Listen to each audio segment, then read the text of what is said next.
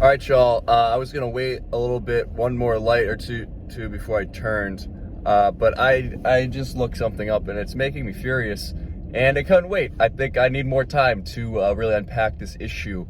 Look how red I am. News broke today that the Indiana Pacers are potentially shopping Caris LeVert, Miles Turner, Domantas Sabonis. Miles Turner's been on the trading block for probably freaking his entire career, it seems. Never pulled the trigger, though, these Indiana Pacers. Sabonis, two-time All-Star, presumed franchise cornerstone, trading block. Caris LeVert, recently traded for, had kidney cancer, is still coming back. I don't know. Just the cadence of that. So that's, and that is all to say, I'll go again. Rick Carlisle, new coach, trying to figure out fit. 26 games in, 10-16. And they're already pulling the plug on this? I don't understand. Listen, Caris LeVert's 27. I had to look that up. I thought he was a little younger than that, but still 27, that's fine. Sabonis and Turner are both 25. And so the Pacers are apparently rebuilding. It's like, bro, two 25-year-olds is not, you're not dealing with like Darren Williams here trying to trade to like get younger or something. Like these guys still have like a lot of runway left. And I understand the fit thing's weird. Obviously, everyone talks about Sabonis and Turner don't fit together. And to me, I looked at, last year when they were on the floor together, net negative, according to Basketball Reference. This year, they're in the positive. It's not like off the charts, but they are in the positive. And when you think about it, Sabonis' shortcomings generally are on the defensive front. Someone who can facilitate, someone who can score when necessary, someone who rebounds really, really well, can distribute. So you think, yeah, all right. So for Sabonis, you need to pair him with someone that is more defensively minded, a rim protector per se. And someone that can space the floor on offense and allow Sabonis to get his post touches and, able to play off the ball and shoot from downtown. That describes Miles Turner a lot of ways, because I can't picture, Sabonis with a guy like Steven Adams or someone who's, like just in the paint basically all the time. But also, I can't picture Sabonis defending, the Joel Embiids, the Jokic's of the world. Like, it's not a good look. So it almost, like, I don't see the fit on paper makes sense. Obviously on the court and in the analytics or whatever, it doesn't. But I feel like you give Rick Carlisle a little more time, more than fucking a quarter of a season, then maybe you can figure that out. I don't know. The other aspect of this, in terms of a rebuild, is you just extended Malcolm Brogdon for 4 years or something, 4 years total on top of his contract, something like that. He's 28. He's older than the guys you're putting on the trading block. So I don't know what that's about. And this is presumably to, hand the keys over to Chris Duarte and Isaiah Jackson. Isaiah Jackson, I don't know, has seen the floor at all. Like some maybe. Chris Duarte is 24. I know he's a rookie, but the dude is only a year younger than the guys you're trying to get rid of for a rebuild.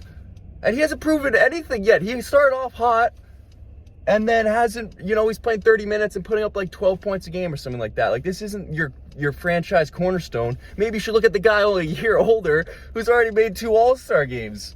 It doesn't make any sense to me. Why they've, it's almost like a panic in terms of not letting these guys gel. Now, I understand if I'm, their GM, I don't know his name. I don't want to know his name. He's probably going to be gone because he's doing some dumb shit right now. If I'm him, I'm looking at Sabonis as untouchable for the foreseeable future.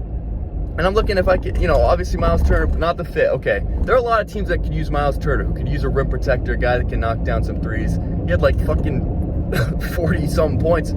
Has the capacity to score the basketball. Not a great rebounder, but he protects the rim. You look at someone like Charlotte could use a guy like that. You look at Toronto could use a guy like that. There's definitely going to be offers for Miles Turner, and whether maybe you could get a first-round pick out of him, and that's fine. I don't really have a problem with that. I think they've done a lot with him and trying to figure him out, and I still think it's early for Rick Carlisle. I would love to give him some more time, but at the end of the day, I get it. And if you can get a decent haul for Miles Turner, you go ahead. Karis LeVert also probably has value. Weird fit in terms of where he could go. Looking at teams that need wings, I think Cleveland actually could be a good place as someone who lost Sexton, could use some scoring from the wing, because they ain't getting it from Isaac Okoro.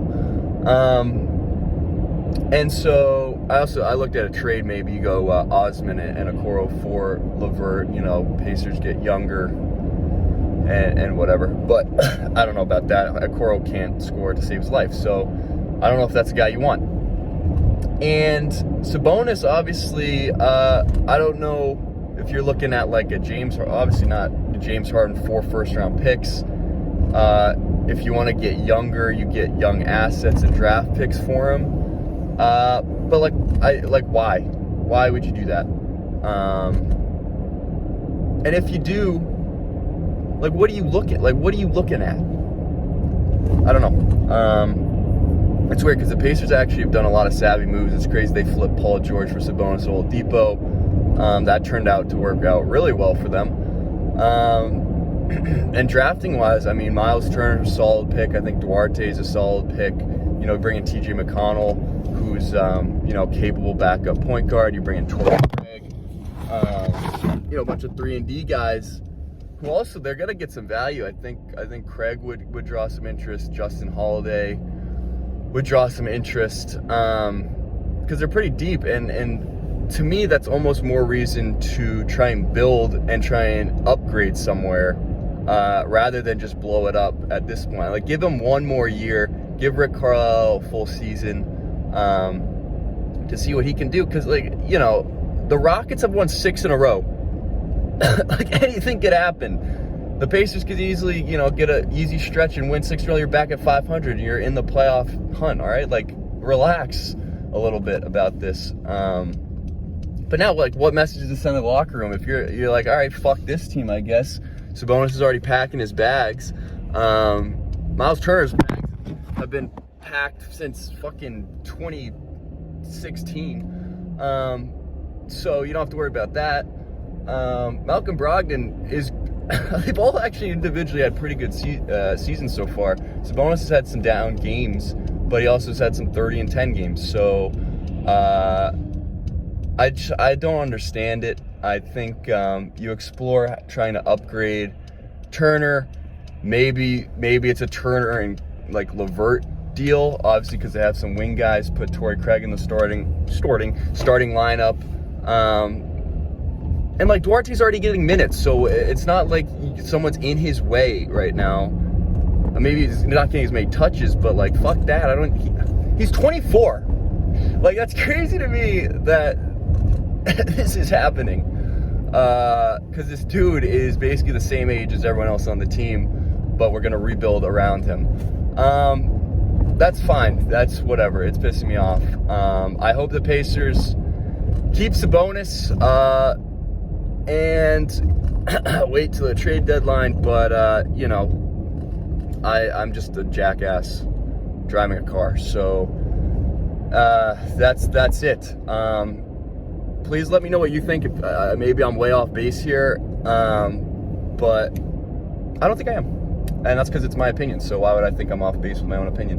But let me know what you think about this Indiana situation, and take care of yourselves. Take it easy, and I'll see you next time.